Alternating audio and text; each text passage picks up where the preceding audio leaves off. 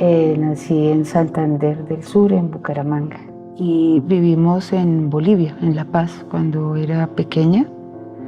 Entonces, eso es algo que siempre tengo ahí como muy en el alma y es el olor. Cuando pequeña me impactaba mucho el olor que la tierra oliera, ¿no? Cuando llegas al alto, al aeropuerto, sientes como todo el olor de una tierra que tiene mucha historia, ¿no?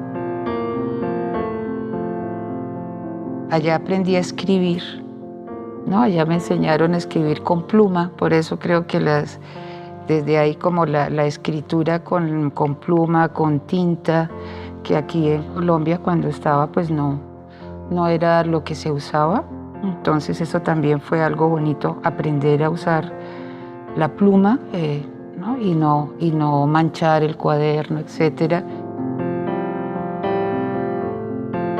Cuando llegamos a Bogotá, llegué tarde a la entrada al colegio, hablaba ya un poquito boliviano y también como el choque de diferencias porque también era percibida un poco extraño, ¿no? Y también llegué, pues yo estudié en la presentación, en el colegio de la presentación del centro, que era de monjas, no era mixto, entonces el choque fue también un poco fuerte. Nuestro colegio par en esa época era el San Bartolomé. Yo estuve con algunos de mis compañeros del San Bartolomé en lo que fue Servivienda, que era como una empresa que tenía que ver con los jesuitas, en donde se construían viviendas prefabricadas. Entonces entramos ahí a hacer lo que llamábamos alfabetización. Entonces todas esas ideas de una educación como más centrada en lo que la gente necesita, me marcó mucho y el diálogo con estos chicos que tenían también como una perspectiva y una formación, eran muy estructurados, ¿no? Mi papá es italiano, ¿no? Y la familia de mi papá es italiana y nos mandaban muchos cuentos y llegaban por barco, me acuerdo en esa época. Entonces los cuentos se demoraban mucho tiempo en llegar. Entonces cuando llegaban eran pues toda una emoción, los dibujos y bueno, los leía en italiano y era bonito, ¿no? Era bonito porque claro, la lectura te ponía a imaginar, ¿no? Te imaginabas el mundo que ahí circulaba. Entonces eso me marcó mucho. Yo pude experimentar la diferencia de una educación femenina a una educación masculina. Eso lo pude experimentar con los compañeros del San Bartolomé. Yo sentía que la formación de ellos era como más profunda, más estructurada, y ahí me preguntaba, ¿y eso por qué, no? Entonces ahí percibía que, claro, las formas educativas y las propuestas eran muy distintas dependiendo pues de tu pertenencia a un género. Entonces ahí también fue como algo que me marcó y que me exigió, ¿no? Yo decía, no, yo tengo que aprender a pensar, ¿no? Eso es como el reto. En lo que te hacen de orientación profesional se supone que era excelente para matemáticas, entonces las ingenierías serían lo fundamental. Pero yo intuía que lo que necesitaba y lo que me haría como feliz era otro territorio de formación. Entonces la psicología fue la intuición y por ahí empecé a caminar. Y por ahí fueron como las exploraciones. Cuando terminé me presenté a la Javeriana, me presenté a la Nacional también. Y bueno, los resultados salieron, pasé acá en la Javeriana y entonces entré como con esas preguntas muy intuitivamente. La facultad siempre tuvo una línea que tiene que ver de formación en psicología social con un jesuita, Ignacio Martín Baró, y él dentro de sus libros, recuerdo mucho como parte de la pedagogía, traía a Mafalda con sus preguntas sobre el país, sobre lo que está pasando, y bueno, entonces ahí entró Mafalda a la universidad también, que fue bonito. Y era un recurso, ¿no? Indudablemente para decir cosas que a veces eran un poco no tan cómodas, pero pues las decía Mafalda, ¿no? Las preguntas las hacía ella. Entonces, eso fue muy importante.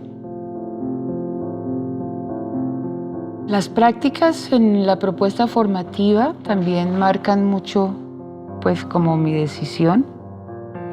Y yo hice prácticas en el área de psicología social con mis amados maestros, ¿no? Entonces, ahí fui descubriendo sinergias, ¿no? Posibilidades de conectar lo que quieres, lo que te inquieta, lo que te interesa, y ahí me fui formando. Empezamos a trabajar pues en los barrios periféricos de la universidad. Cuando empiezas a meterte en el trabajo comunitario, eso tiene un componente pedagógico muy fuerte, porque es trabajar con la gente, es pensar con la gente. Y entonces decido pues que la universidad es un buen espacio para pensar, y para pensar con los estudiantes, ¿no?